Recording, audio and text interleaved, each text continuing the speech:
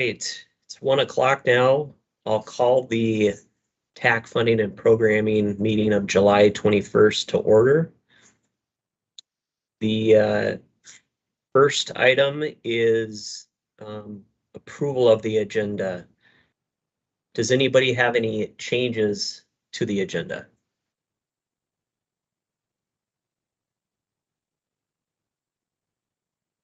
Okay, seeing none, we'll move ahead with the agenda as proposed.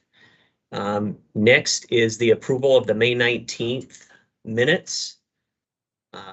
Does anybody have any comments or questions on the minutes? If not, we'll need a motion and a second to approve the minutes, and then with that action, Bethany will be taking a roll call. Mr. Chair, Scott Merrick, move to approve. Thank you. Molly, second. Right, we have a motion and a second. Any further discussion? Hearing none, we'll go ahead and take votes. I'll hand it over to staff. Thank you, Chair. Jerry Ojai. Angie Stenson. Present. Aye. Jenna Fabish. Aye. Present. Jason Piper. Present. Aye. Scott Merrick. Present, aye. Craig Jensen. Aye. Joe Ayers Johnson. Aye. Elaine Kotsukos. Cole Hinniker. Aye. Scott Janowiak. Aye. Molly McCartney. Present. Aye. Colleen Brown. Innocent Ao. Aye. Mackenzie Turner Barden. Present. Aye. Nancy Spooner Mueller. Aaron Bartling. Aye. Carl Keel.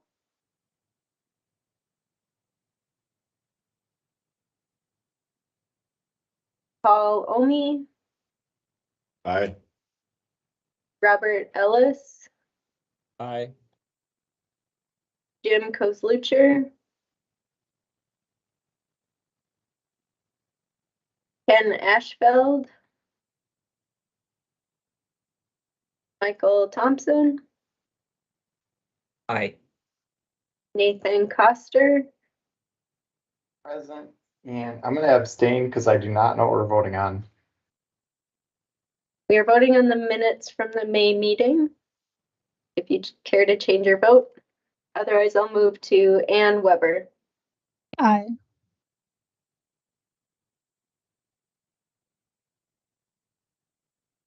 Okay. The minutes are approved. And Nathan, did you want to abstain or did you vote on that? I'll just abstain because I don't know if there's any other conversation before this. It's obviously not controversial, but I just going to abstain. Okay, thank you. All right, next we have public comment on committee business. We encourage members of the public to email or call ahead of time. We have people that are able now to watch our meetings live on the website. So I'll ask staff if we had anybody reach out that would like to address the committee. We have not had anyone request comments. Okay, thank you, Bethany. Next, we have the TAB report. My understanding is there is no report. Is that correct?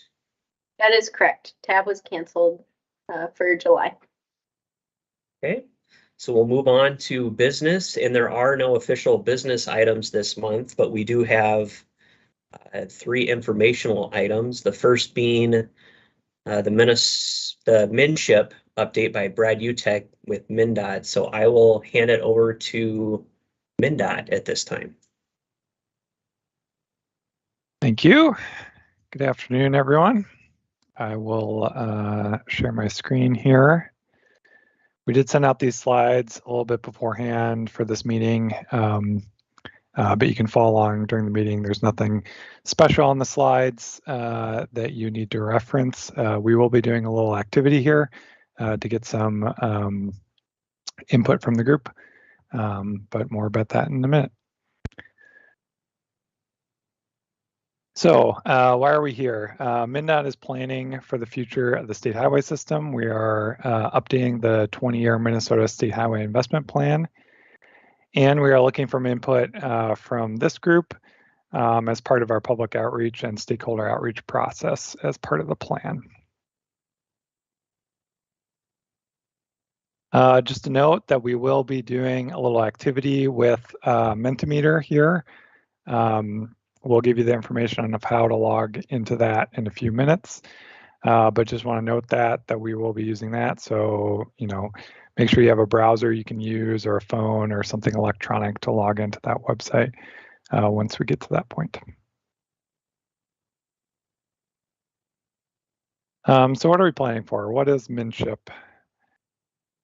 MnChip directs capital funding on state highways in Minnesota. So we have, MnDOT has about 12,000 miles of state highways. That's interstates, Minnesota routes, US routes in the state.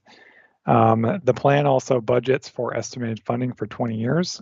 So it is a fiscally constrained plan. We are identifying how much money we think we're going to have in 20 years for state highways. And then this plan identifies how we're going to spend that money.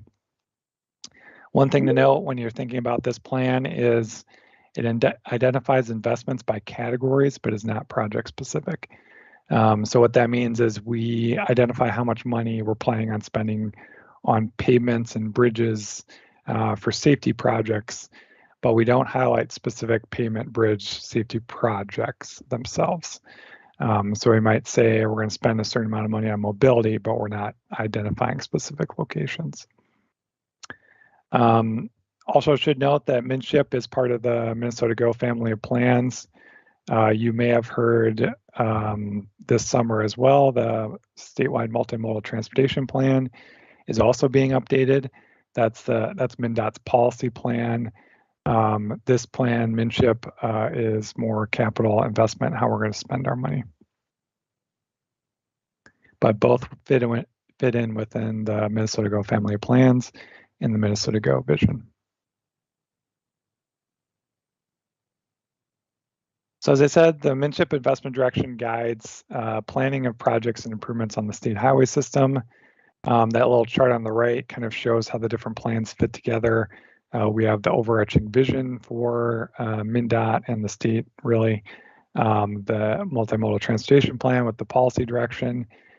And then MnChip, the 20-year state highway investment plan, sets the investment direction, which influences the 10-year capital highway investment plan, which Metro District puts together for the metro area. That follows the direction from the 20-year plan, and then projects flow forward into the 4-year STIP, and then into construction. So the direction from MnChip does directly line up with projects that come in into our construction pipeline. One other thing to note here, MnChip is being updated during a unique period in our history. It is the 100-year anniversary of state highways in Minnesota. And the history of that system is complex. There's a lot of positives that went into, that came from building out that system, including particularly improved access between cities and towns throughout the state, which helps support economic growth and vitality in Minnesota. There also is the other side of that, where construction of state highways divided, disconnected, and destroyed some communities, particularly in the metro area, particularly BIPOC communities. The other piece of this history is vehicle emissions continue to be an issue and have contributed to climate change throughout much of that 100 years.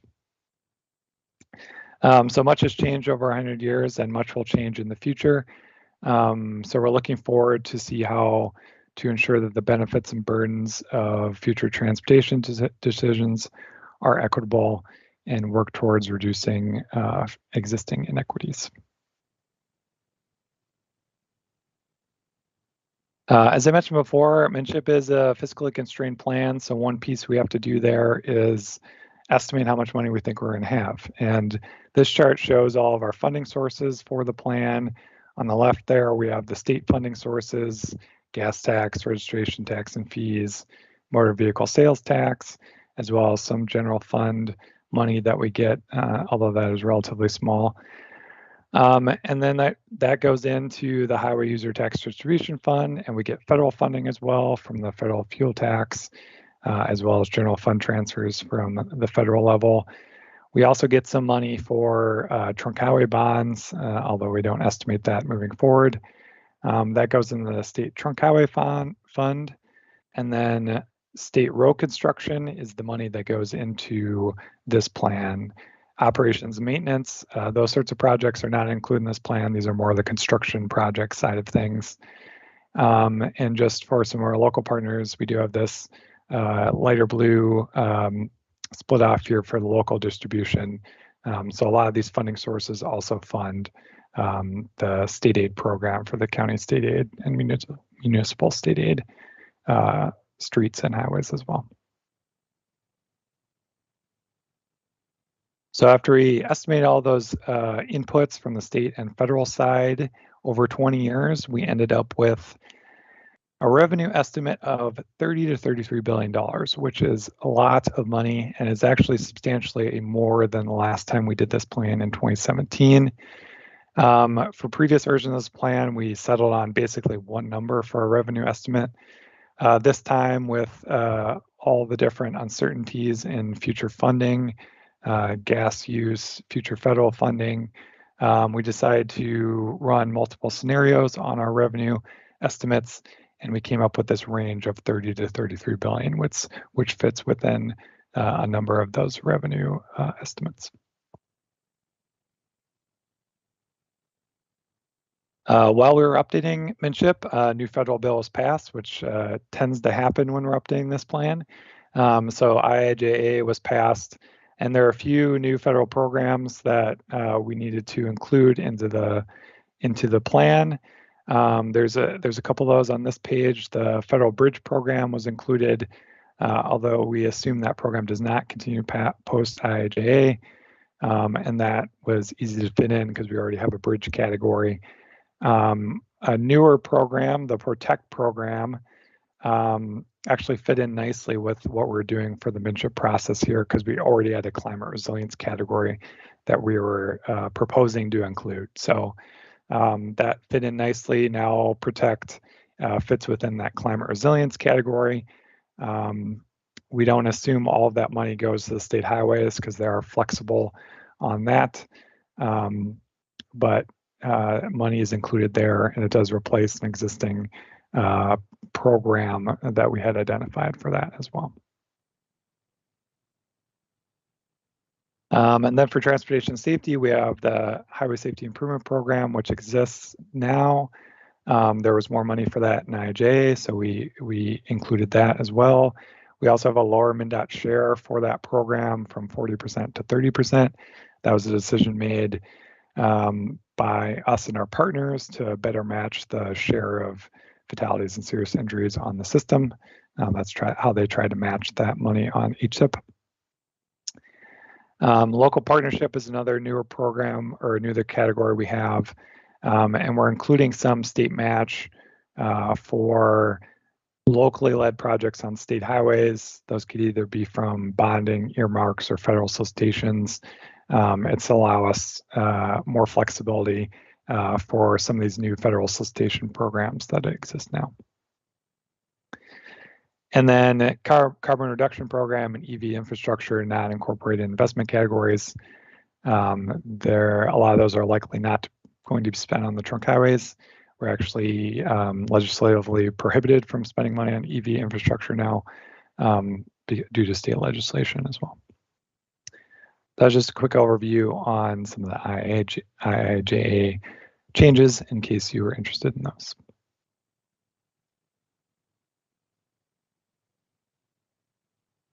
One of the things we look at when we're doing the plan is we have that revenue number, 30 to 33 billion, a huge number. But when we look at our needs across all those investment categories, that number also tends to be quite big and is invariably bigger than the investment amount we have. When we did that for this round, we looked at a total need over those 20 years of about $52 to $57 billion. When you include the range of the revenue, we're looking at a funding gap of between 19 and 27 billion, which is a little bit higher than it was last time. There's a few reasons for why that number is so big. Inflation is a big factor there. Our costs are going up faster than our revenue is. We do have more information and better work, honestly, that's been done since 2017 on some of our planning processes. And we also have new state goals in areas such as bicycle and pedestrian facilities and freight. You may be asking why we have that $52 to $57 billion range on the need. The big factor there is we did look at if we were to meet our preliminary goal of reducing per capita VMT that you may have heard of, 20% reduction per capita VMT by 2040. That would reduce our need, particularly in the mobility category, by about $5 billion. So that's one area where we're saying if we were successful in that, our need would actually go down as well. And then we have that $52 to $57 billion need here. We also went through a process to identify needs from our local partners. There's a lot of local partners identifying and leading projects on state highways, particularly in the metro area. So we wanted to make sure that we had a handle on all of those projects and priorities that are out there as well. So in addition to that 52 to 57 billion, we also identified 5 to 6 billion in priority investments identified by the locals on the state highway system. So that's above and beyond the 52 to 57 billion.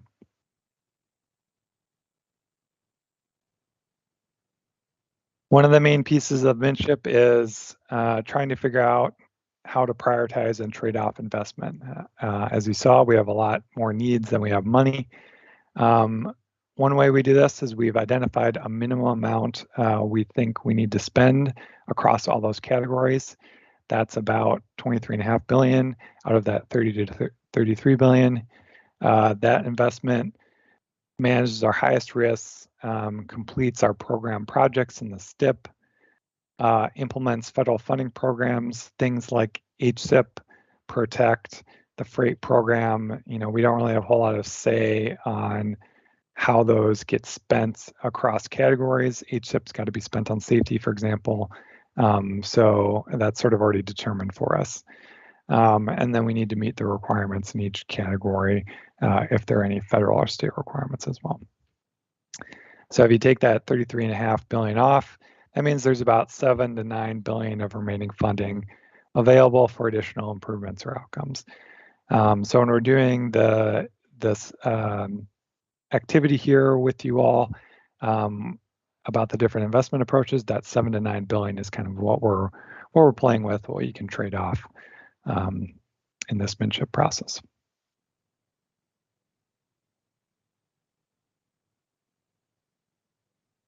So now we're going to ask you all what are the most important improvements to prioritize. I'm going to switch over here to the Menti, but looks like we have a hand up here from Cole. Do you have a question? Brad, I didn't know you won't have an answer today, but let's see. On the slide where you talked about which IIJA programs are in MnSHIP, do you guys have a full list of the federal revenue sources that are assumed in to be directed by MnSHIP versus some of the other plans? Again, I'm not expecting you to have it today, but are you guys tracking it that way, where you say here are all the funding assumptions from various programs that go into MnSHIP?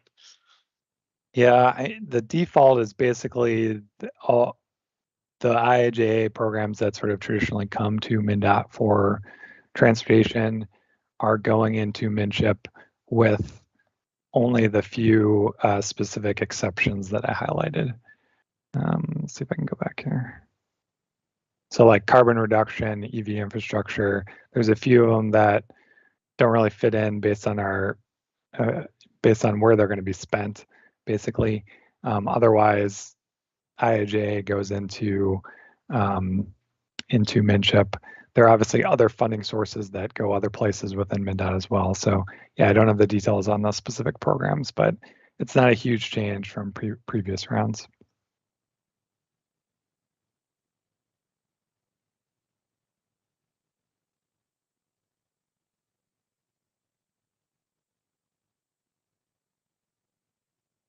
Great. So this is the first question. What are the most important improvements to prioritize? This is the more interactive part of the presentation here. So we're asking folks to go to www.menti.com. You'll need to enter in that code there, 61407647. We're going to ask a couple questions here from the group. I'll pull up some of the results when we get there. Just to note, the first screen has an optional question on demographic and location information.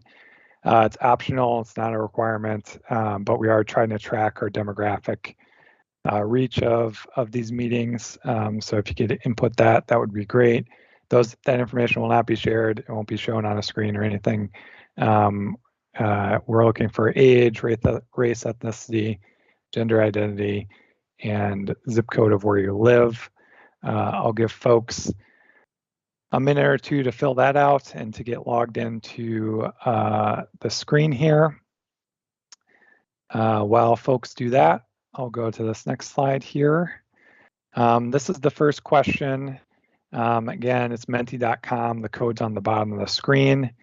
These are the 12 types of improvements that are in the MnCHIP investment categories. And then we will be asking what are the top 5 improvements you feel are most important. So I'll just read through a few of these here. Improve readiness for changing transportation technology. Improve condition of bridges through more repair and replacement projects.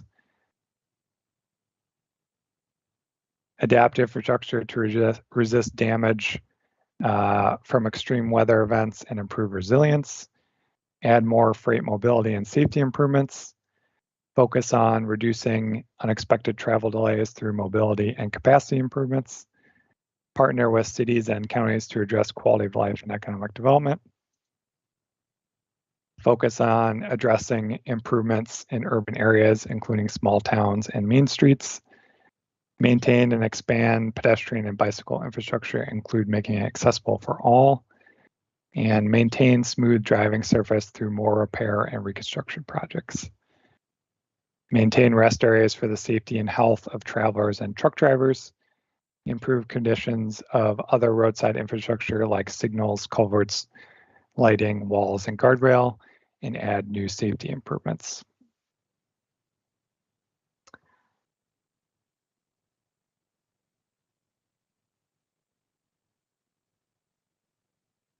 So I've forwarded to the question for the top 5 improvements you feel are most important.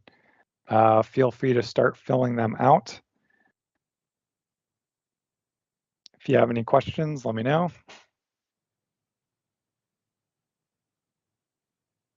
Give folks a couple minutes here. There's a lot of information. There's a lot of different options here. Again, we're looking for the top 5 to put on there.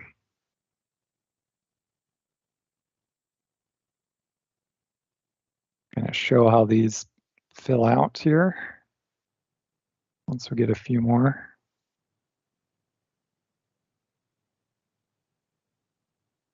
Right, they're coming in pretty good now.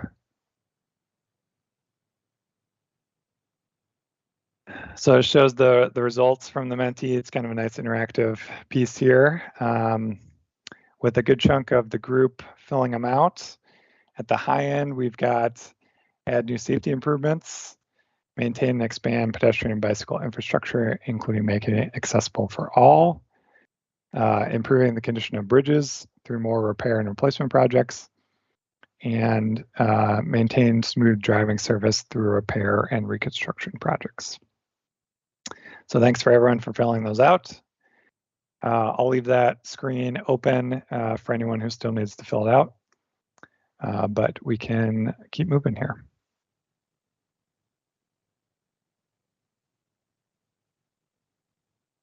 So the next part of the interactive part of the presentation here is looking at the investment approaches. So these different approaches are looking at spending that $30 to $33 billion for state highway investment.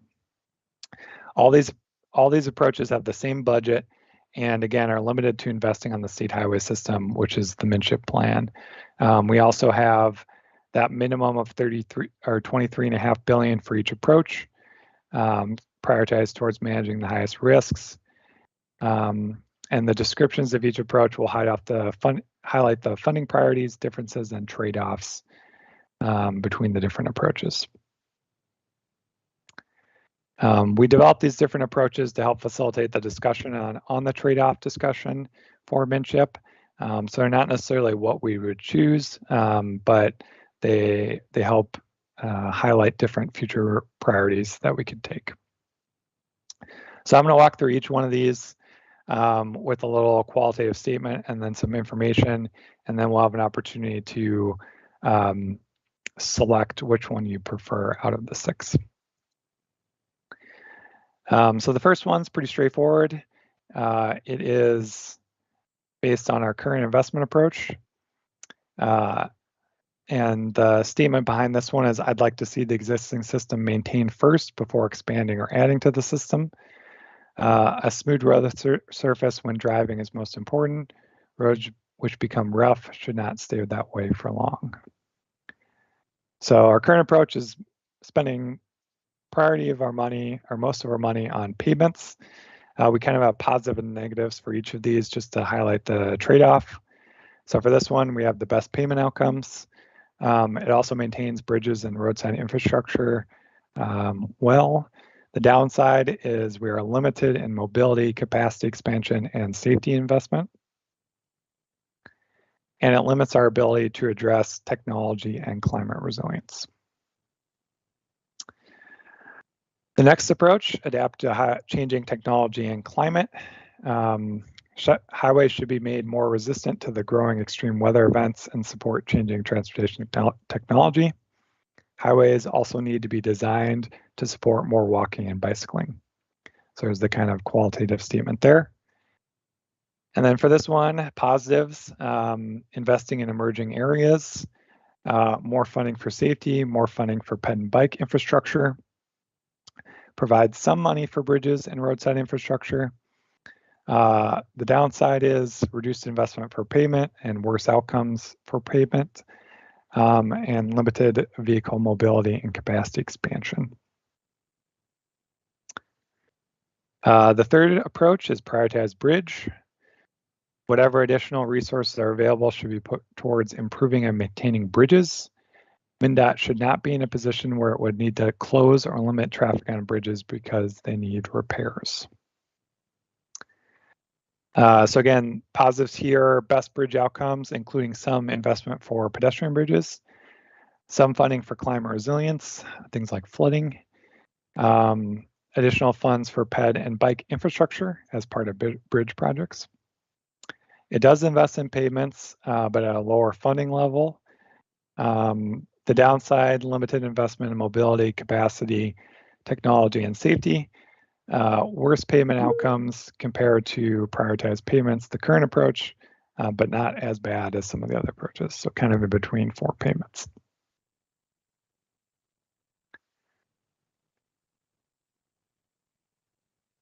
The next approach, focus on safe and equitable communities. Highways should be safer for people to use, including for walking and bicycling. Improvements on highways should support strategies for reconnecting divided communities and other livability improvements. Positives for this approach, increases funding for safety, focuses more funding on urban highway projects and community-based improvements. Those are areas where the state highway is kind of the main street of a city or town.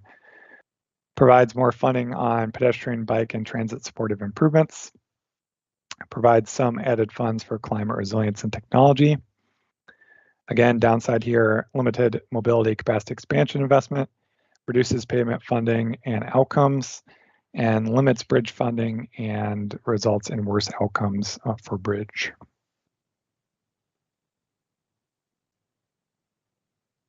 Final approach here, prioritize highway capacity expansion.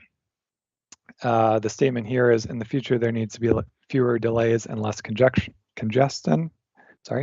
Population continues to grow, and MnDOT should be planning for and accommodating the increase in vehicle traffic.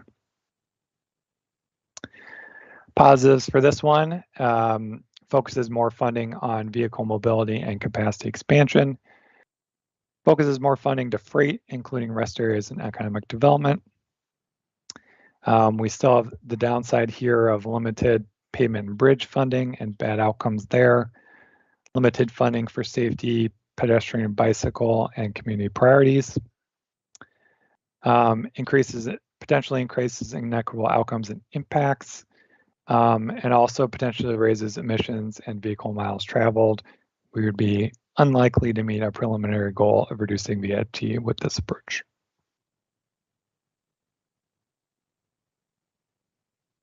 And then the last approach here, improving mobility for all highway users. This is similar to the prioritized highway capacity expansion, but a little bit more multimodal. Minnesota is growing, but we cannot build ourselves out of traffic congestion. In addition to addressing vehicle mobility, the highway system needs improvements for freight and for people walking, bicycling, and taking transit. The positives here are more funding for freight, pedestrian and bicycle mobility, and safety improvements. There is money for localized spot mobility improvements. These would be things like CMSP in the metro area. This also has some money for transit supportive improvements. Remember, we can't spend money on transit directly, but we can do things like shoulder lanes, bus-only shoulders, and other improvements on the highway system. And it does provide some added funds for climate resilience, technology, and urban highways. Again, the downside, you'll sense a theme here, limited pavement and bridge funding and worse outcomes there, and limits capacity expansion investment. So all the qualitative statements are on the slide here. It's a lot of information. The next question we're going to have here is asking you to have your priority of these 6. So I'll just leave this on the screen as I move ahead on the Menti presentation here. Open it up for folks to select which approach best aligns with their vision for the state highway system. And if there are any questions here on specific approaches, let me know. There's a lot of information behind each of these approaches, and there's only so much we can share.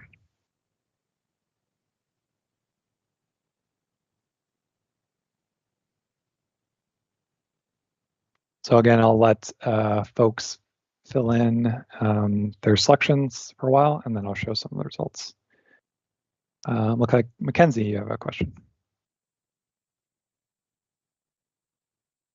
Yes, thank you, Chair and Brad. I guess my question is just with regard to sort of the final one that you presented, improve mobility for all highway users. On the downsides listed for that one, it said worsen. I think one of the things listed was that worsens outcomes for bridge and pavement. I'm just curious, like, what the relative nature of worsens is. Is it just that it like worsens from the current approach in how things are being maintained, or more than that, or it's just less investment in those things? And I guess maybe we don't have that nuance yet, but just thinking about the trade-offs there a little more deeply. Yeah, so when we say worsens, that's based on the current. They're all basically worse than current, even the current approach. But at the end of the 20 years, worsens is saying based on the outcomes at the end of the 20 years based on the current approach. So basically any of these other than the current approach is going to have worse pavement outcomes. The prioritized bridge one is kind of in between, and then the others spend less money on pavement and spend it somewhere else. So if you're spending less money on pavement and spend it somewhere else, then you're gonna have worse outcomes. We do have specific numbers on that. I don't have them handy, but I can follow up on that too. Cole, you have a question? Well, the my comment about choosing two rather than one is partially limited to that. Within these, you seem to be making assumptions about where you're trading off. So, when you focus on safe and equitable communities, you say bridges get worse, but we could still say, even within that, we'd focus on safe and equitable bridges first. So that's why it'd be nice to select two, because and then we could give you a little more feedback on like where not to trade off within our preferred one. But I know you had to choose an approach here. So just an observation there that even within these, I think there's still choices to be made. So yeah, and we're going to take this approach as one input. You also gave your five priorities. So a bridge, if everyone picked bridge as the top 5 priority, and then you pick focus on safe and equitable communities, that informs it too, right? So there's that piece. I haven't gotten to it yet, but we do have an online tool where you can build your own. So that's an option as well. So there's different options, ways to tailor your input to us. Any other questions on the approaches?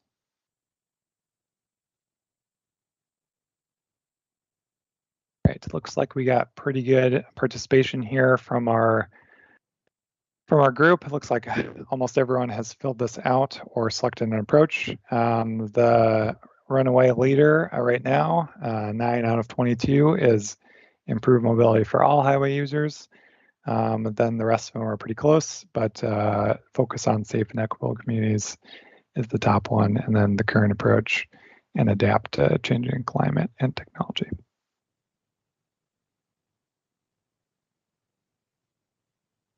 Right, so again, I'll leave that open for a minute or two so folks can fill that out if they like. Continue to fill that out.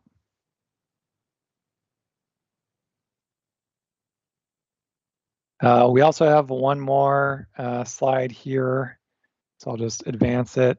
Basically, if there's anything else you'd like us to know, feel free to say it. Feel free to fill it in the Menti. I've been taking notes on some of the questions here, so I'll take those in as well. But I'll just take a minute here and see if there's any other questions folks have that I can answer.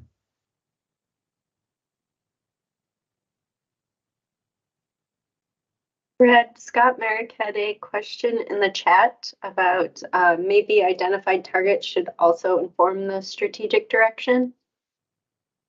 Scott, can you say a little bit more about that?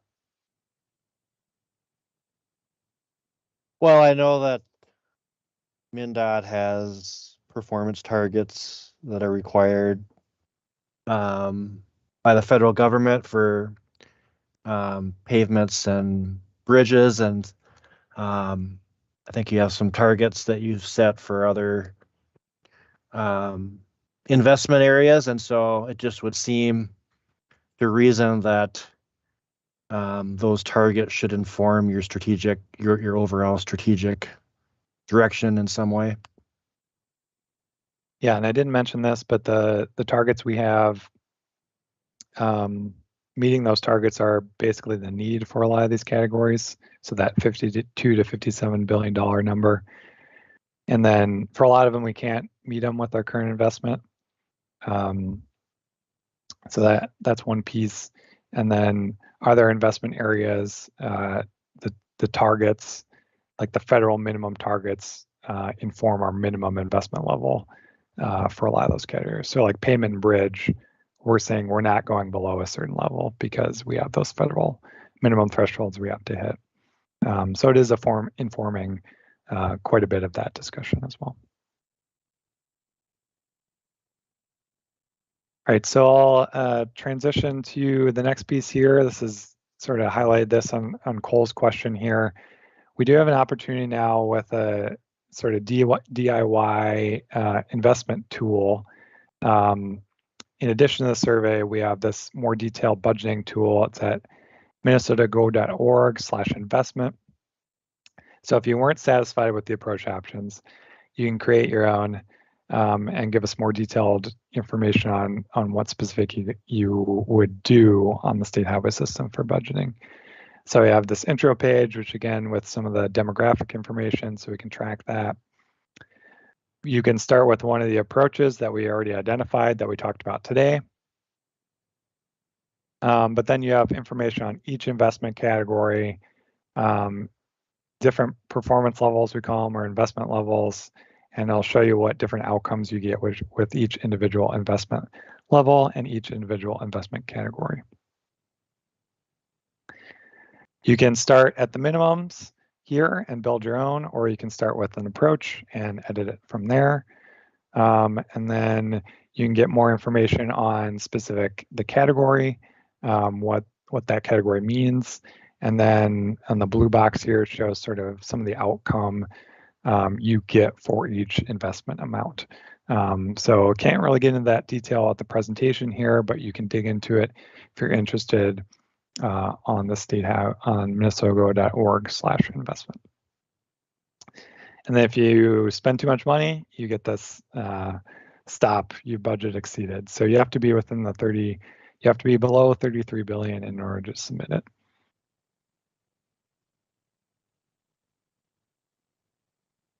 So we're hoping folks help us spread the word. We think the online investment budgeting tool is really nice and will be helpful for folks, especially our stakeholders who have a lot of background information on transportation, ways to do the trade-off analysis. So feel free to share that link with coworkers and other folks. Follow MnDOT on social media and share MnShip posts. We will be posting that and directing people to the minnesotago.org online budgeting tool. Sign up for our email updates. We have various listservs for that as well. You can also request a presentation for your organization. It will be very similar to this presentation. And I do want to mention too, we're not just doing online engagement. We are going around the state to do community events where we're having people fill out a paper copy version of the questions you just filled out as part of this presentation. So we're trying to hit areas throughout the state as well as areas where we'll get more diverse populations. So just one last slide on timeline here. We are in our first public engagement period, which is going through end of September. In the fall of this year, we'll compile a draft investment direction. And then winter of 2023, we'll have our second public engagement period on the draft investment direction. So folks will have another opportunity to comment on the draft investment direction. We'll also look for input on priorities for an additional $2 and $6 billion above and beyond our revenue projection. And then we're looking to have the draft plan with public comment spring, summer 2023. And then the final plan in late summer 2023. So that's all I had. Thanks for your time and give your input. Hopefully it was at least a little entertaining for you and you're able to give good input on what you prefer for state highways. So open for any questions. All right, thank you. Thank you, Brad. Appreciate the presentation. Any questions for Brad before we move on to the next item?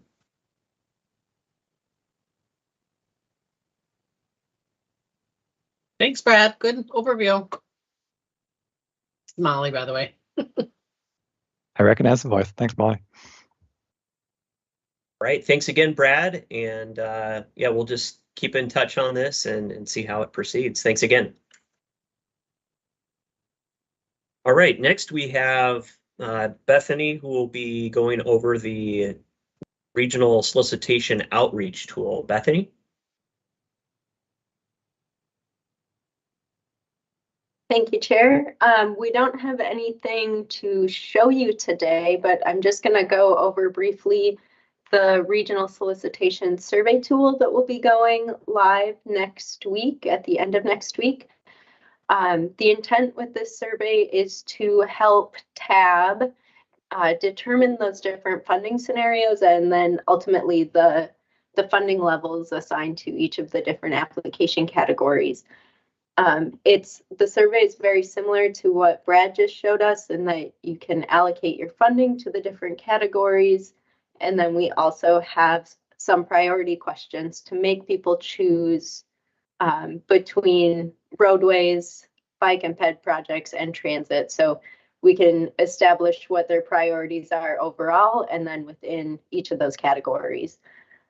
We will be collecting some demographic information, and the intent is to provide the survey results at the September meeting.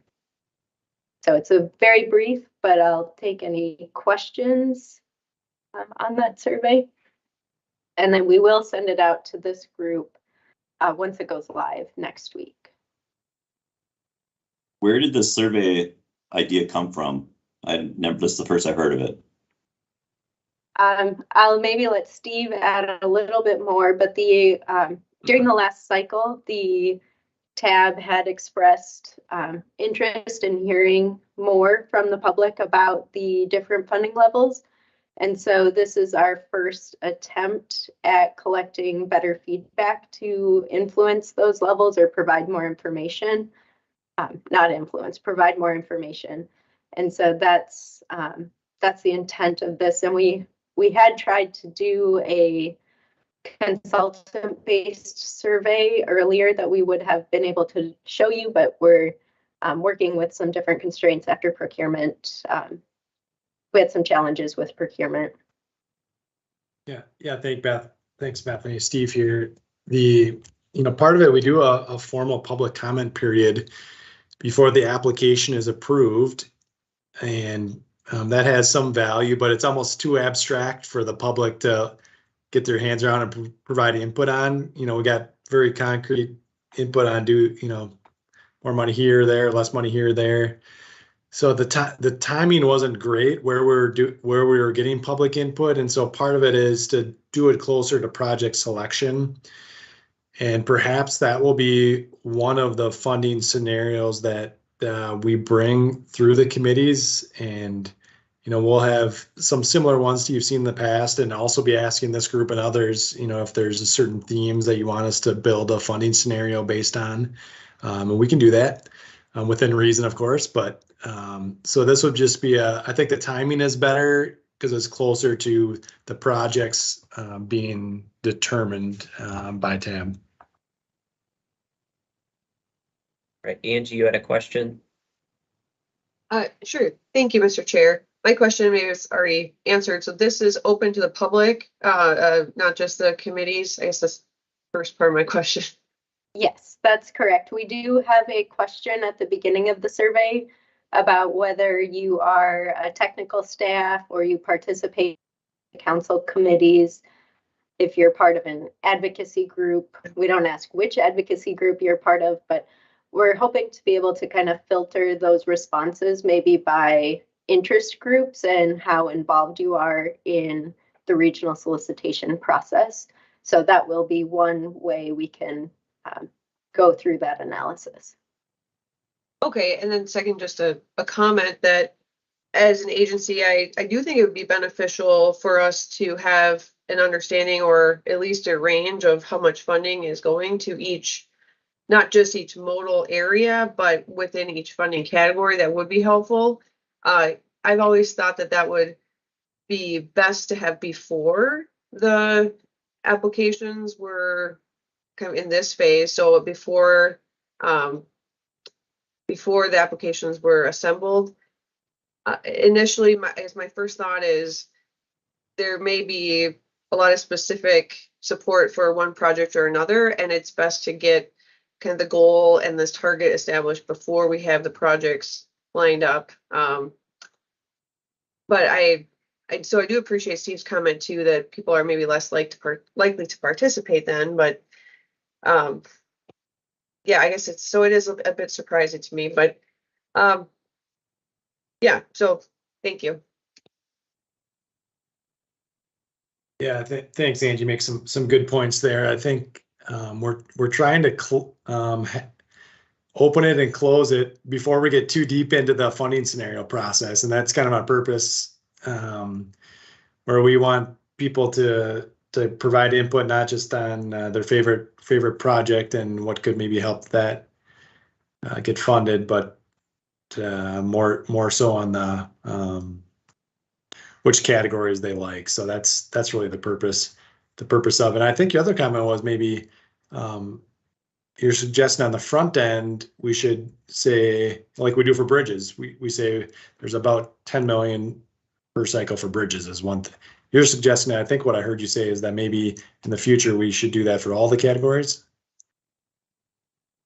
A range would be very helpful because Yeah. it does swing quite a bit from year to year, and so that's a long-term discussion though. So thanks. Yep, I think that's good. Well taken. Thanks.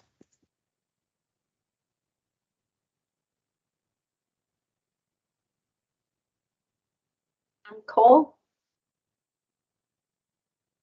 I just wanted to add to what Steve said that in addition to the solicitation comments we get at the draft, we also, for several cycles now, get a lot of comments on how we distribute funds in the tip, which is sort of after the solicitation is all done. So I think that when we get those comments, we usually say the time to comment on those is during the solicitation selection process. So we just wanted to provide an opportunity to fill that gap between what Steve highlighted as the setting the boundaries for the solicitation, and then when people get to the tip, us telling them it's too late, which has been our response over the years, is that this has already been decided by TAB through their solicitation process.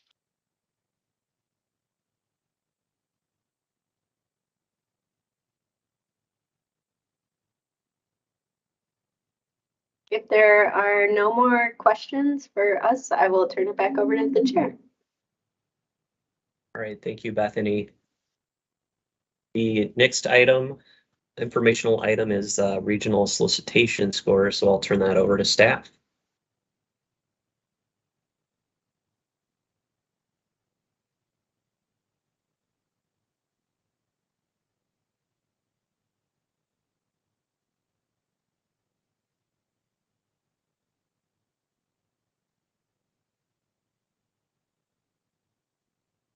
Joe, you're on. Can't hear you, Joe. Thank you, Mr. Chair. So we've been going through the scoring process pretty fast and furious over the last 5 or 6 weeks, and I believe yesterday this was first emailed to you, and I'm sure people wasted no time taking a look at it. So I'm just going to talk briefly about what's going on now, the next steps, and some of the scoring committees. We have most, if not all, of the chairs here at the committee, so we're going to walk through the scoring categories one by one, and I will talk about a couple things that might have happened at those, although really they weren't outrageously eventful with maybe one exception, and then the chairs certainly can chime in if they have any input to add. So we'll start here with sort of our background on the applications that we've received. The trends were pretty close to what you would normally expect. The two biggest, most noteworthy things are multi-use trails and bicycle facilities just keeps getting bigger. It was more like 40 applications last time, and this time we had 49 applications. And roadway reconstruction and modernization went from 17 to 31. So that was sort of maybe the biggest difference we see from sort of the normal patterns was that. The rest of these categories were pretty similar. So what's shown on the table here is all of the applications, not including unique projects and not including the one bigger ABRT project. So we have a total of about 600 million that we're talking about in these 10 and these 11 I'm sorry, 559 million in these 11 categories of federal funding. So obviously there'll be a lot of decisions to be made. Here's our schedule coming up, and I think for those of you who are also applicants, you'll be interested in the scoring reevaluation request date. After this meeting, I'm going to send all the scores to all the applicants along with a sheet describing the scoring reevaluation process and providing instructions on how somebody would apply or would request that their score in a specific measure be reviewed. So between that date, August 3rd, which is going to be the due date, and the 10th, we will be working with staff, we'll be working with chairs and the scorers to determine whether any of the scoring requests should the review request should result in a changed score. And then next month, we'll be back here making a decision on whether any of those scoring changes should be made, and at which point the scores will be final. So those of you looking at the below scoring tables, hoping to find out what's going to be funded, we don't really have anything to say about that just yet. That'll be coming up in the coming months. This bottom table shown on my screen shows the things that we did for the outlier adjustments. And the reason that shows is because about 3 cycles ago, scorers wanted to start adjusting their scoring categories if there was a big outlier. For example, this vehicle delay reduced. Let's go to the second one. Strategic capacity emissions reduction had a score of 50 and a whole lot of scores between 0 and 2. And so an adjustment was made to better distribute these scores as shown here. And the rules really at the time that we started talking about this didn't allow for it, or didn't really address whether that could be done or not. So now the solicitation does spell that out, but it does also say that it has to be okayed by the Funding and Programming Committee. So we do share the 3 instances where that happened. And if people had more questions about specific instances, we could talk about that. So after that, I will go through these one by one. I know these are really, really hard to show on the screen. There's a lot of information on here. We have each score from each measure. Hopefully you can follow along with the handout that you had emailed to you or off of our website. But yeah, zooming in is going to be hard because you can either see the scores over here or you can see the applications, and I know everybody wants to match those. So we'll just go in the order that these appear. So this is traffic management technologies, and Carl Keel was the chair of this one, and Roadway Reconstruction. We'll get to Roadway Reconstruction in a bit. Only 4 applications. This served to be a pretty simple scoring process and meeting process. So I don't really have a lot to say here. The scores are here, and they're pretty well spaced out. There's a little bit of closeness between that second and third ranked. Carl, first, do you have anything to say about it? No, as you noted, this one was relatively easy. I'll be back to you in a second. And also, I know a lot of you participated in this process. And so if anybody that was at one of these meetings or part of one of these scoring committees, I would say could feel free to chime in as well.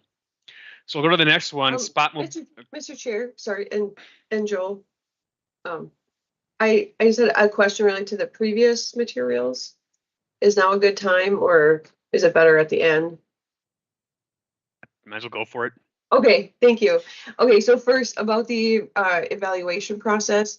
So will an applicant have an opportunity to come to funding and programming?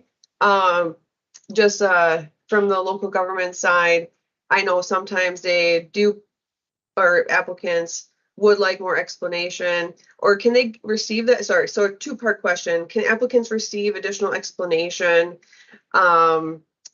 without coming to the committee, or do they need to come to the committee? And this sounds like maybe applicants, not all applicants will be able to come to the committee. That will be decided by the chair. So, yeah, so the 2-part question really.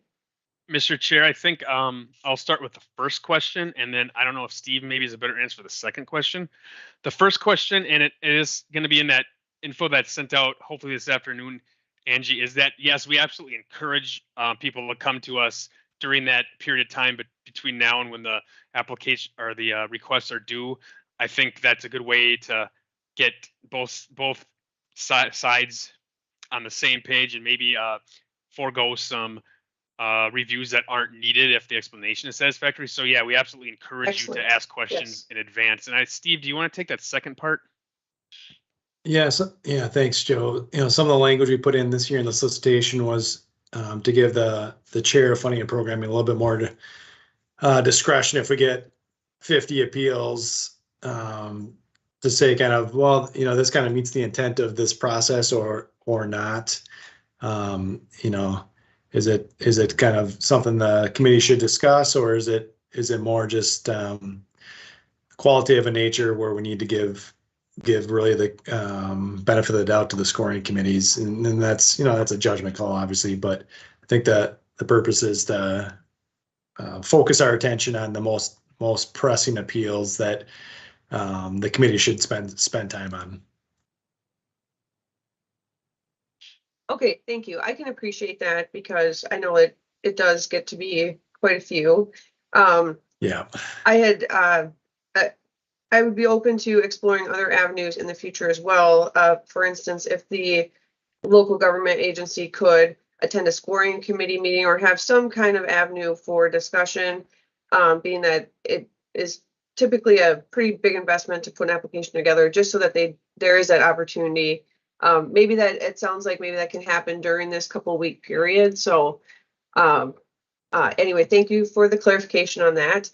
I also wanted to ask about the outlier adjustments, really to encourage us as a committee in the future to clear this up, so that there's one way that this is implemented. We have one that went 90%, one that then went 50%. Also, I'm sure there are areas where an outlier was not applied.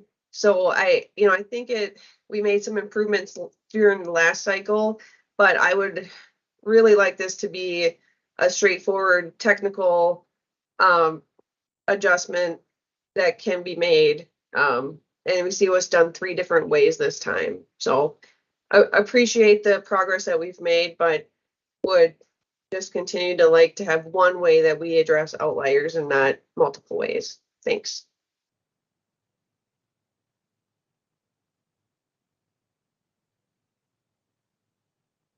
Okay. On to here then. All right, roadway safety, roadway spot mobility and safety. That was chaired by Jim Kozlucher, and I have to be honest, a lot of these meetings are sort of blurring together for me, so I don't remember anything specifically that happened at this committee. I don't think anything particularly unusual happened. I don't think there's anything that was particularly difficult to work through at this committee. Jim, did you have anything to add? I think we considered the outlier, but we left it as it was on one scoring measure. And then I recall we'll have to follow up on a couple items. One was kind of definition of development and, proposed development for one scoring measure, but it was kind of really down to that detail on that. Those are the things that we kind of, I guess, wrestled with, if you will. But I wouldn't say that there was anything that was really difficult or, controversial in the committee. Thank you, Jim, for helping me remember. Okay. Strategic capacity. Again, we have, let's see. Trying to remember who chaired this. Molly, you chaired this, and hopefully you can remind me also of what might have happened here. You can see we have 2 really high scoring projects. This top one kind of took a lot of points and a lot of top spots. So we have a more of a moderate list of scores here, but that doesn't necessarily mean they are bad projects. So yeah, I don't think there was a lot of what we would call controversy here, but Molly, maybe you can remember something. Yeah, when the congestion and air quality criteria, something we did go back and forth and ask for more information from at least 1, if not 2 applicants. And then our scorers really did good due diligence on going through that and making sure that different evaluating the data, which was kind of presented in different ways, was evaluated. So we did talk about that congestion criteria 5A, if maybe more than one project should receive the full points, because we had an outlier, but what we ended up doing, it's not with the points, it doesn't look as much of an outlier. The 100, yeah. Does that sound good? Sorry. Yeah, thank you, Molly. And gosh, that's why I'm asking the chairs. I totally forgot a pretty big event. So yeah, special thanks to our 2 scorers that were involved in that. One was innocent. Thank you for participating and he worked with Casey Atkins, who scored the congestion, and she's not a member, but both of them worked very hard to make sure that that they were on the same page here. And I think we ended up getting pretty close to the right answer. So thanks to them. And go ahead. And we had someone on the committee was one of the projects was the one we needed more data from, and that person was also very gracious in their committee participation and just voicing some of their concerns. So it was good conflict. Agreed. Healthy. Thank you. Roadway reconstruction and modernization. So here's the one I do remember, because this is the one that sort of lasted a little bit longer and sort of dragged out the scores a bit. And there were a couple of reasons. First, the 31 applications, I think, played a role.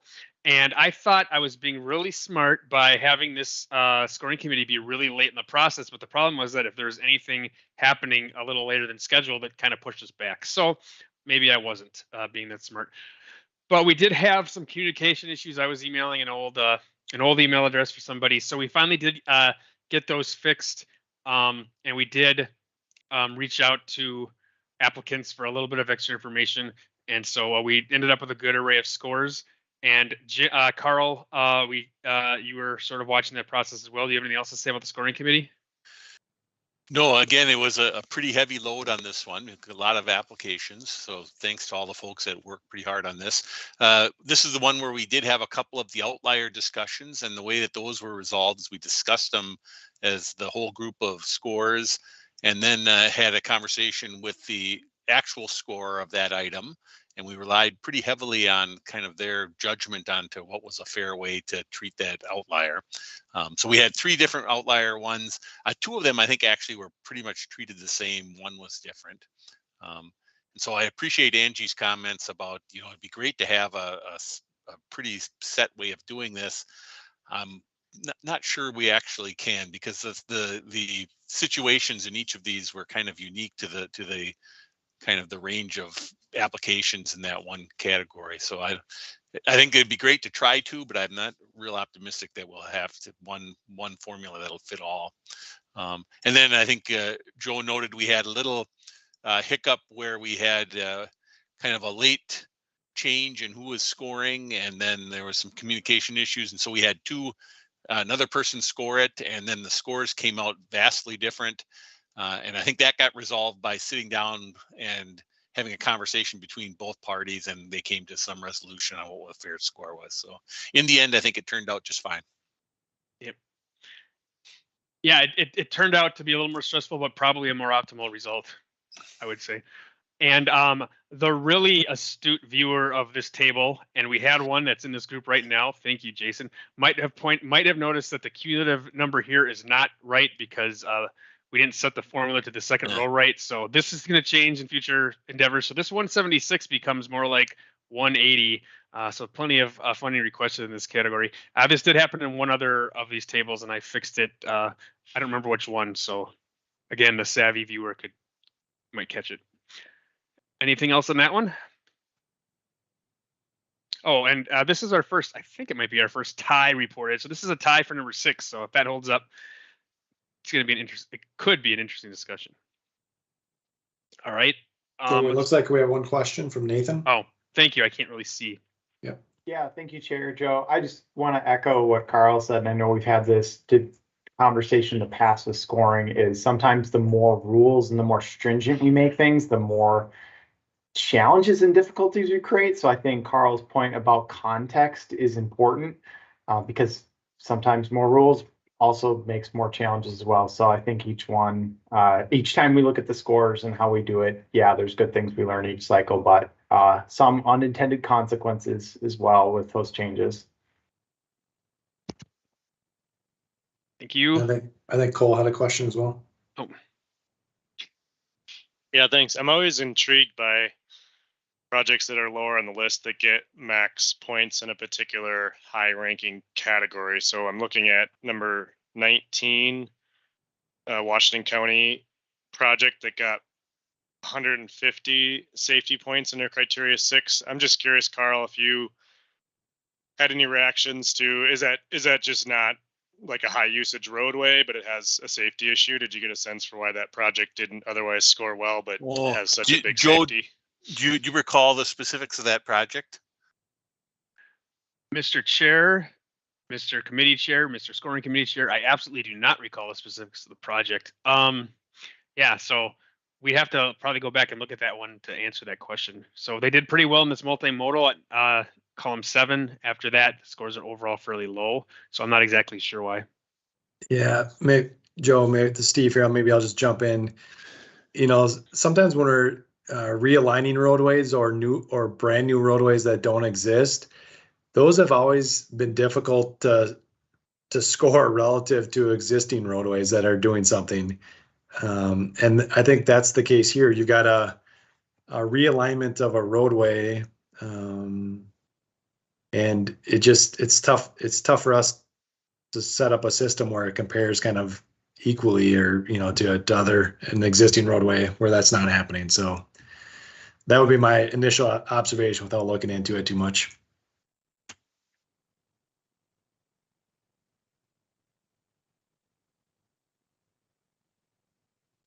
All right.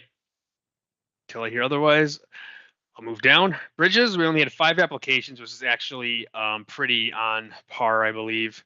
And you can see also standard for bridges is having nice big gaps between the scores. I don't exactly know why, except for maybe that's just the number of applications. Angie, you shared this, and I know we had this very first measure, distance to the nearest parallel bridge. We did have several interpretations coming from our scorer, from our staff that helped check out these distances, and yourself, and thank you for helping usher that through. That took some time, but ultimately gave us probably the right answer, and more importantly, ways to clarify for the future. Yes, thank you, Mr. Chair and Joe. That was the main item, just for the future, to clarify the language for the scoring. Although I think between the 4 of us and the various iterations, we got there. So of course we could explain it more, but that was probably the main item that had back and forth and is a little bit different than in the other categories. So I don't recall any other major issues in the other measures. Thanks. Okay. Thanks, Angie. Thanks for including me amongst the 4 people that helped. I pretty much watched. Thank you, Joe. Yep.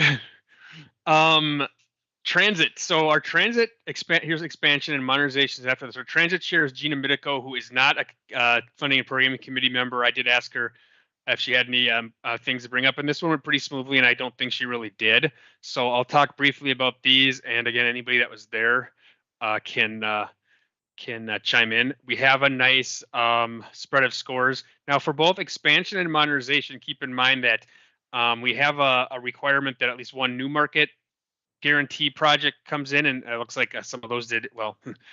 Looks like most of them fulfilled that role. We also only have a maximum amount that can be funded towards BRT type projects, so that could impact this project. And then looking below, these are scored lower, so maybe that rule isn't gonna come into play in a big way this time.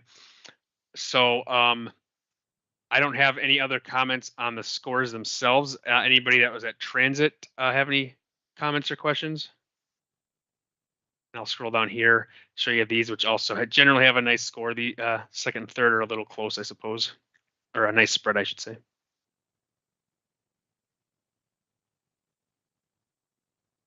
Excellent.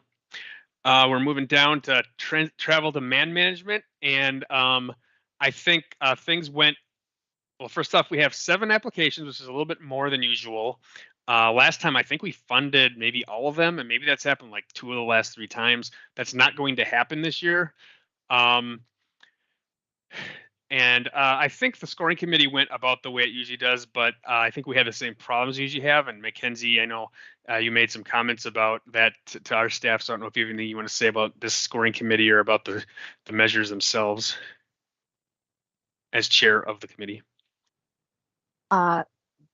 Yes. So thanks, Chair and Joe. I think, oh gosh, so this being my my second participation in the TDM scoring committee rodeo as chair. It's always the ones that people think are easy that sneak up on you.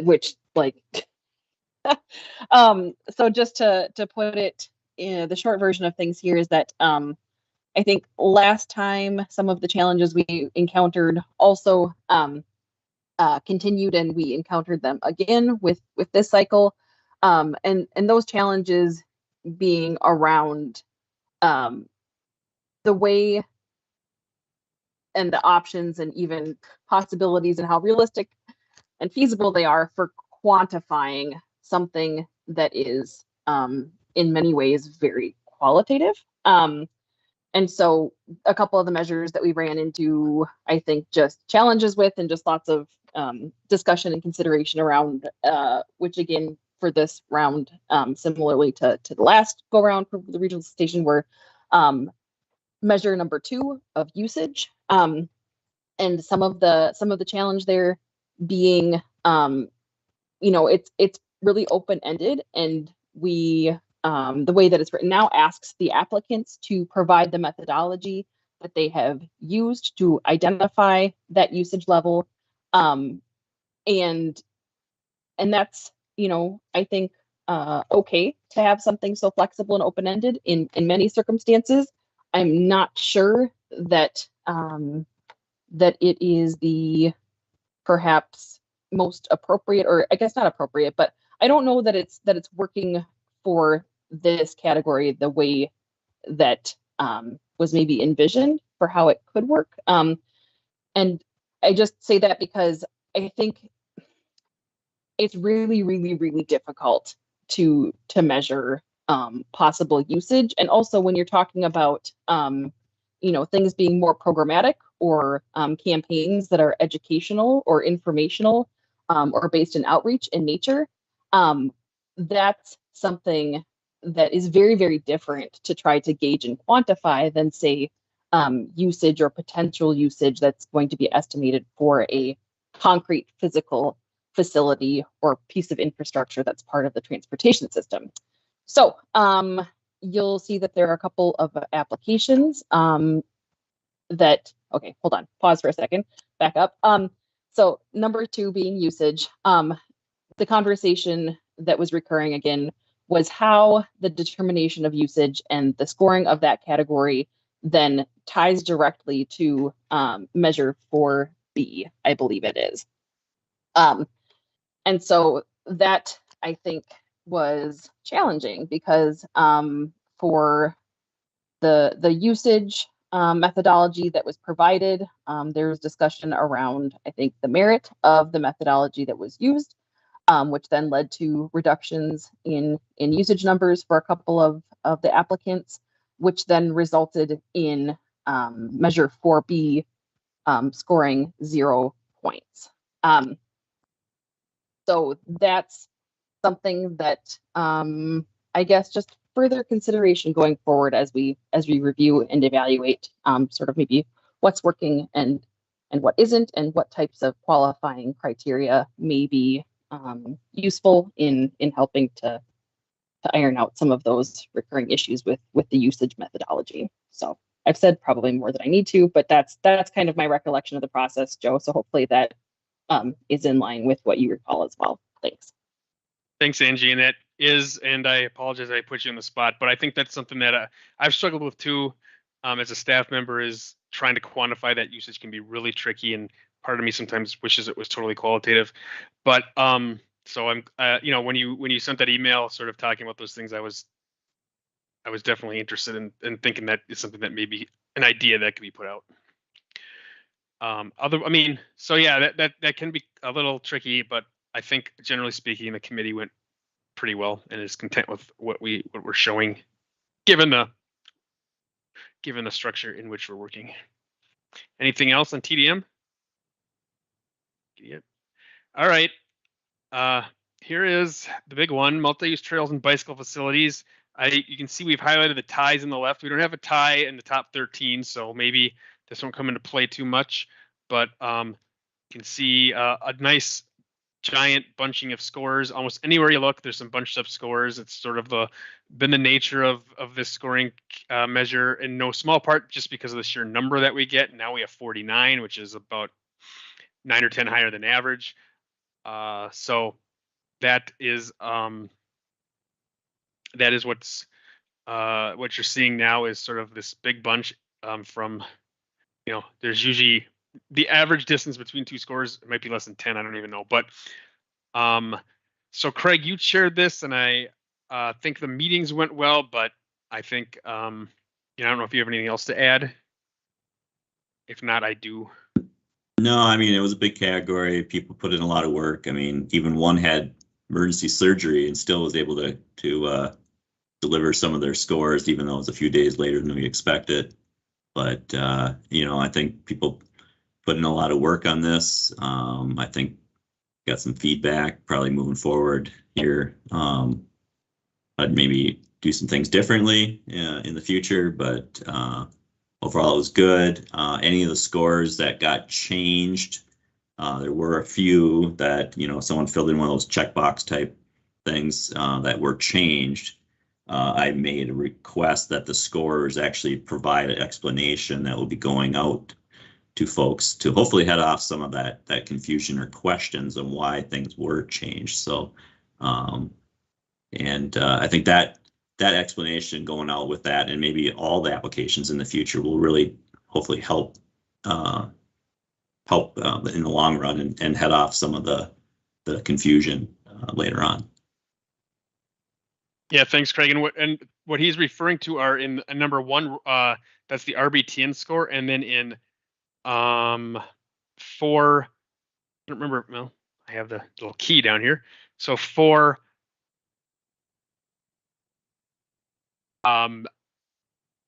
B, I guess, or no, 4A rather. There might be either the checkbox or what even the maps might have told people might have exceeded the might have given them false expectations on their scores. So anytime there's a disagreement between how the score is scored and those checkboxes and maps, we are providing an explanation. I'll be sending these scores out this afternoon, and those explanations will follow. For example, there's points in the regional the Regional Bicycle Transportation Network where you can get 200 points for being in a Tier 1 bicycle RBTN corridor. Well, sometimes the project line will just touch sort of the fringe of that line and produce a false positive on the map telling you that you're in that corridor. So we're looking into the maps not maybe saying that next year, just having the maps not tell people where they are and set that expectation for how many points. But anyway, we are delivering that expectation with the hopes of being able to not have too many appeals. And so, Joe, I didn't really take a long look at this, but we had we didn't have any outlier discussions, but is this cost effectiveness? I mean, is that I didn't know what it was for all the other categories, but I'm taking a look at it the first time. I see 100 and then I see a lot of lower scores. Is that, I don't even know what the next highest score on that was. And have we ever done an outlier type thing? I don't. Or something like this? No, I don't believe so. And I guess one of the problems you might run into there is that these, we don't even add these until we're well done with the scoring committees, in part because we don't want people looking ahead at the totals, and in part because there's no point in running the cost effectiveness until we know all of the scores. And so we don't usually do that. And the spreads are very rarely totally out of whack. This one, here's a 74, and there's I think it's a 67 down here, 69. So yeah, you do see a number of low scores, but I think it's a decent spread. In this case, I think it would be a little, it would probably not be necessary. That's my take. Just other opinions can be offered, but no, we've never done that, and we've never really discussed it. So it's something that, we could discuss if people aren't happy with the spreads in any of those, or, but I think we have a bit of an okay spread here. You see these single digits right here that might have thrown you.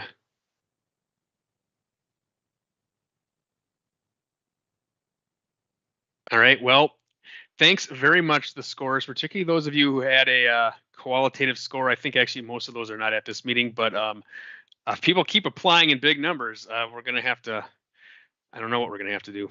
But Joe, Mr. Chair, Joe, just on that, and I mean, the Carver County projects are way down, but so it's not in reference to those. But if an outlier was applied, it would change scores, and there's several that are only 2 or 3 points, behind the next one. It really might impact whether a project gets funded. So I don't know if that's up to the, if that should be looked at more, or who really decides that, because that would have an impact. Yeah, that's a fair question, Mr. Chair, members, because once you get to this point,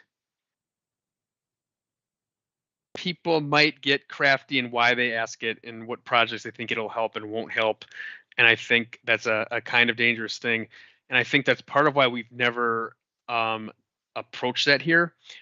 So yeah, I think, whereas as we discuss this at scoring committee meetings, I think we're focusing on one measure and trying to figure out what's best for that scoring measure.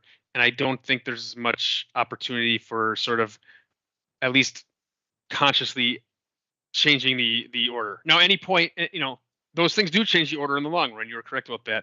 And of course, especially in this category, every year a few points can matter. So, that's a good point, and that could be part of the danger of considering this for cost effectiveness. But I think this would have to be done at a late time, where maybe we'd have to, one solution could be we go back to the meeting and say, hey, here's the numbers without telling you which projects they go to for cost effectiveness. Would there be something we'd want to do to this? But I think you have to be careful showing all these to the committee before you change the cost effectiveness score.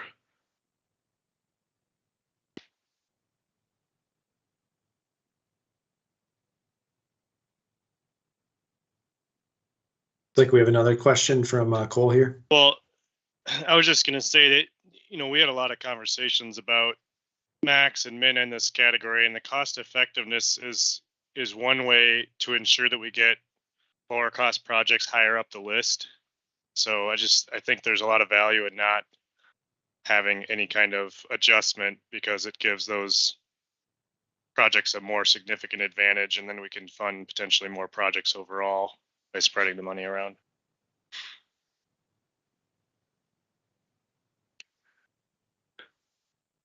Yeah, though to be fair, the high cost projects have done well overall here, but it wasn't because of cost effectiveness. So.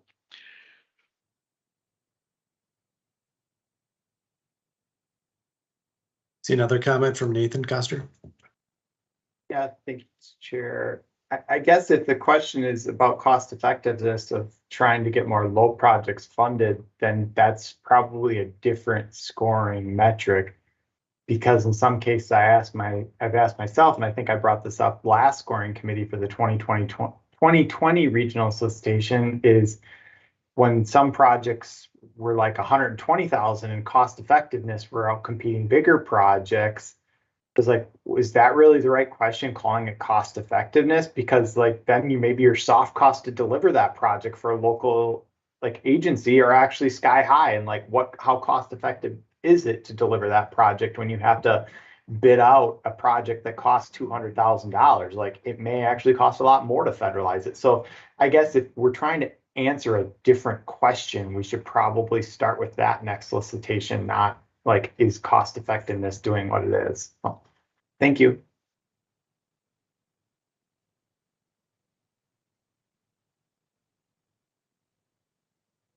Okay, moving down, pedestrian facilities. We're getting into some more manageable number of applications. And this application, we had a scoring committee between that pedestrian facilities and safe routes shared. And Paul, you were the chair of that. And once again, I'm not remembering anything big happening here. So let me know, Paul, if you have anything to say about this. Pedestrian, we'll start with pedestrian and then safe routes. Yeah, Mr. Chair, Joe, the scoring committee, there really wasn't anything major that came out of this, so it was pretty straightforward. We thought we didn't have the equity scores available at the scoring committee for both of these categories, so this is the first time really taking a look at that. Otherwise, there really wasn't too much here to talk about, except there's just a couple feedback items that we're going to be talking about in our next solicitation. So that's about it. Thank you, Paul. And this sheet here is Safe Routes to School. Joel, this is Jason. Can I make a quick comment about pedestrian? Sure. Mr. Chair and Joe, looking at this table, I recall us making the adjustment in the federal max from 1 million to 2 million. It appears we had a lot of takers on that change. So I'm thinking that was a smart change, and I look forward to seeing the outcome. Thanks, Jason. Looks like, yep, 5 out of the 10 hit the 2 million, and a couple more went over the old 1 million.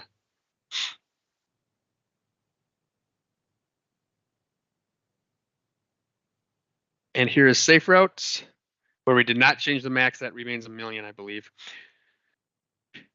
And yeah, in both cases, I think we have a pretty good spread of scores. We do have a tie down here, it looks like. A little bunch up here, 575, 575, and 574. And here we have a little bit better. And that's all we have for scores. As I said, I'll be sending these out to all the applicants probably this afternoon. Follow up on those bike trail applicants that didn't have the RBTN scores they might be expecting. And we'll be hearing or receiving appeals until the 3rd of August. And in between there, if you're an applicant and you have any questions, let me know. In some cases, in many cases, I'll be the person to talk to. Some cases will be Elaine, and she will be back starting next Monday.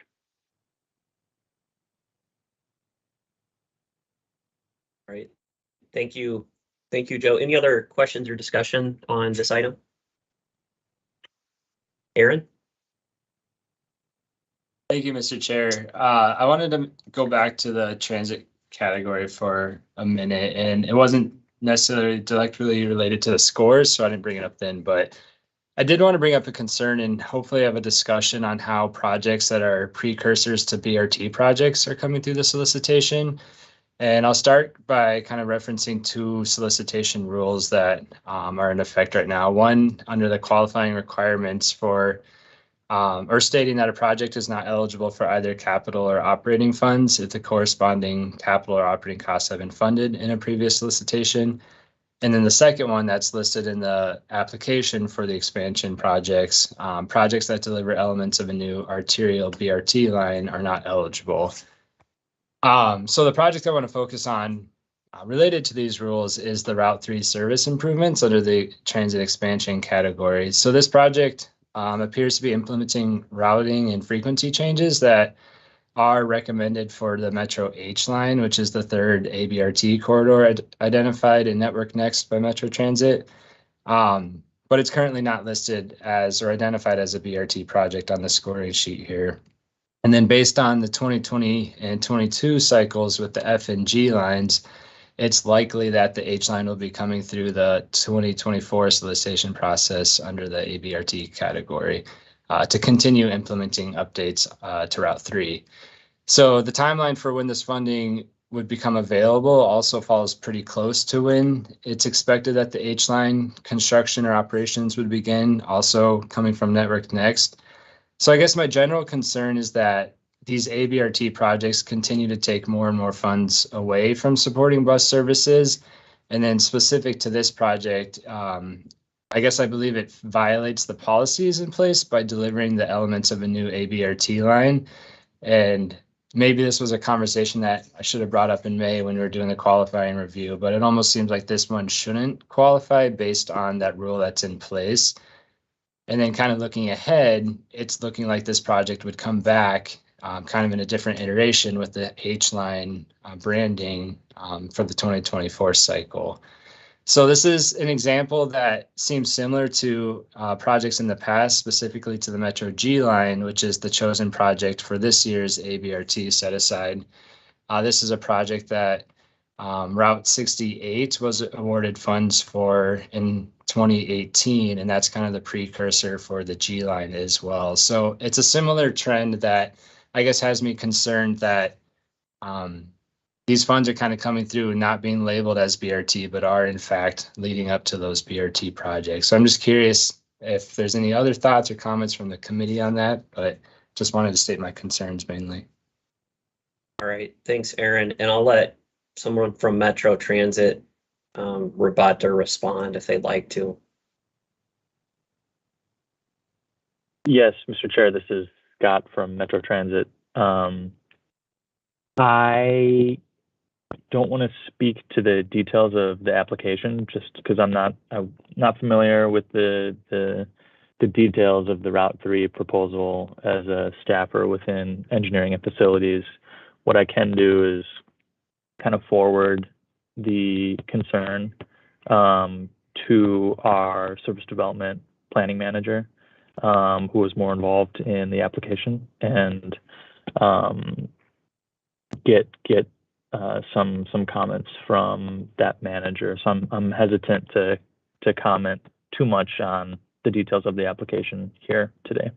Yeah, no, I appreciate that. I just wanted to give you a quick chance to respond. But yeah, I assume the concern that Aaron brought up, you know, I think staff can work behind the scenes to vet that out a little bit more, but it did go through a qualifying review. So I think we'll have to trust our process, and if there's ways to improve that in the future, you know, these things come up every year where we see things and either be more clear or make adjustments. So I'm sure we'll be having those discussions. And I saw Molly, I think, had something. Oh, yeah, thanks, Chair. Just as we're wrapping up, I want to thank a colleague at MnDOT, Colleen Brown, for all her work on the risk assessment. She's on every committee, putting in the hard work, just like Joe and Bethany and Elaine. So you guys did a great job, as always. It's a ton of work, so I appreciate you. Thank you, Molly. Molly, you're a great cheerleader for your team. Thank you. Yeah, thanks, Molly. And Colleen definitely, I mean, she touches almost every application. I don't think TDM maybe, but other than that, and it's not always a ton of time given. So yeah, thank you for that work for all these years. Yeah, I'll second that. And I would add, Mr. Chair, that yeah, we probably don't have to have an answer to the question of this Route 3 project today. So you know, this is not the project. Even if it's eligible, that doesn't mean that the wrong answer isn't in the BRT column there. That doesn't make it something that, you know, even if that's the case, it would have still passed qualifying. But so we'll talk about that at the staff level to start and be prepared for that as we get into funding scenarios. Okay, thank you, Joe. Do we have any other discussion on this item? Mr. Chair, just a curiosity, this is Carl. So do we ever have people ask us to rescore other people's projects? Carl and Mr. Chair, no, we really discourage that. In fact, I think the notice you're going to get says you're reviewing your own project. So nobody's ever, they've compared themselves to other projects, but they've never said this project on its own is, this other project on its own is wrong. Thank you. So that means I can't ask for those Bloomington projects to be re-reviewed? That's how I wanted to make that clear from the very beginning that you couldn't do that. Rules are made to be broken, so send your requests. All right, anybody else? All right, Steve. Yeah, thanks, Mr. Chair. Maybe just as we round out this one here too, thanks to Joe for his work. You think he needs a vacation after this, but really long 2 months for him, but good work keeping this stuff straight. But what I did want to mention is we did talk about this at TAC a little bit, was the funding available. And we had some slides that we provided to TAC on that, and I think we're going to be sitting in the neighborhood of somewhere between 230 and 240 million available for the regional solicitation. When you take the pushes and pulls of IIJA increases plus the obligations of a lot of program year extensions, to be frank with you. So that's before over programming, and that also does not include the carbon reduction program, which is a new federal program in IIJA, of which some is directly allocated to the MPO.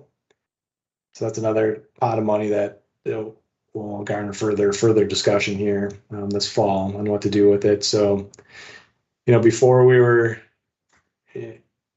sitting closer to 200 million maybe per cycle, and now with some of the increases, and if you kind of add it up over the course of several years, we're going to be in the 230, 240 plus over programming of, could be 7 to 10 million per year on top of that. So more money, but again, 155 record number of applications came in the door here. So good and bad with that.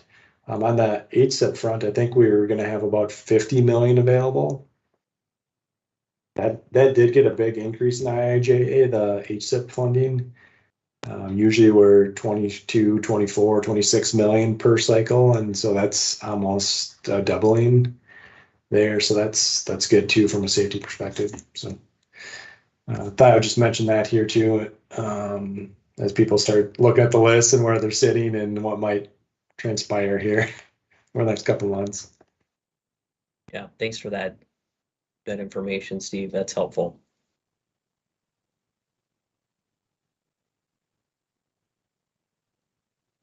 All right. Looks like that'll wrap this item up here. Joe, did you have anything else on this item, or you? No, I do not, Mr. Chair. Okay, and Nathan, I just saw you had a question. Yeah, thanks, Chair. I'm not sure if this is technically in Information 3 or it might be other business, but curious if staff has updates on when unique projects and HSIP would come forward through this committee. Steve? Yeah, thanks. I think the question was when does HSIP funding scenarios come through the committee? Yeah, and the unique project category that TAB is scoring with the help of some of the technical committee. Yeah, okay. Yeah, good. Yeah, HSIP goes through on the same approval schedule usually as the rest of the solicitation, but I think we try to have that usually a month in advance. So instead of November tab, maybe October tab. I can look at the scoring committees haven't met for HSIP yet. The first one is next week. There's a two meeting set there. Unique projects also were as a new category. We have a couple scoring committees. Again, the first one meets next week for unique projects. And one thing that technical committees asked for was some technical input on the measures. That's a new category. And so first we're going to have 2 technical committee meetings to review the unique project applications. Then the actual scoring will be done by largely by a group of TAB and council and a couple of council members that were on the unique projects working group last year. And so they'll be the ones that actually score it. Some of this work is good to do, but at the same time, we got about the same amount of applications as the money available. So we had 4.9 million thereabouts for unique projects, minus the TBI request that was in there. So anyway, in the end, the amount of projects requested was about the same as the money available. So unless TAB and this working group say they don't want to fund a project for a particular reason, probably we're going to end up with all of them funded. So yeah, so I guess to sum it up, both HSIP and unique projects are lagging a little bit behind the rest of the scoring committees. But we've got meetings on the book starting next week for both. All right, thanks, Steve.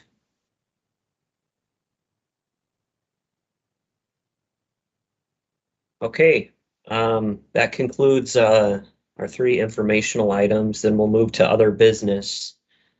We have September and December meeting dates. I'll turn this over to staff. Thank you, Chair.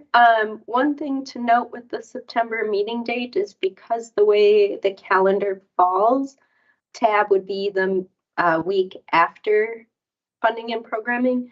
And so in previous years where this has occurred, the funding and programming meeting is moved a week to follow TAB.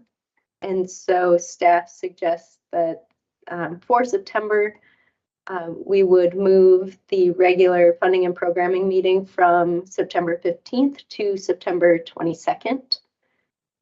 So first, looking for any comments on that or whether that change is acceptable. Any comments from committee members? I don't have an issue with it. It works with my calendar.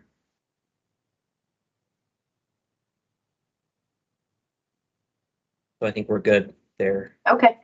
And in December, the same issue occurs, but it would move the meeting to December 22nd, which may interfere with people's holiday plans. And so we're not asking for a determination on December yet, but just something for folks to consider whether they want to move that meeting or keep it. There's less business in December regarding regional solicitation than in September. Yeah, I mean, I think if we did move it to the 22nd, it'd be very light attendance and I'd be nervous that we wouldn't have a quorum. So we can talk more offline about that if we absolutely need to shift that one back. Yes, that sounds good to me. I will reschedule that September meeting for the 22nd. Great, thank you. Okay, any other business, Bethany, or is that all we had on other business? That is all I had. Okay.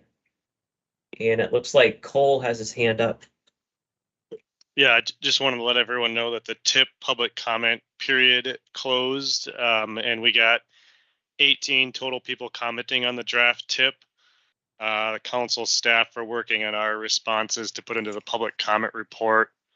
We'll have some more details at TAC as an info item, but I don't think we're bringing it back to this group. I don't think there's going to be any changes except some minor funding adjustments to Hennepin County projects per their request. So just a heads up there, and then a public comment report will be made available for the August TAB meeting. So that's when the final TIP, I think, moves forward. So a few less comments than last year, which helps us from a staff perspective, but we still got a good number of comments on the TIP this year. All right, thank you, Cole. Okay, well, that concludes our meeting, and we are adjourned. Thank you, everybody. Thank you.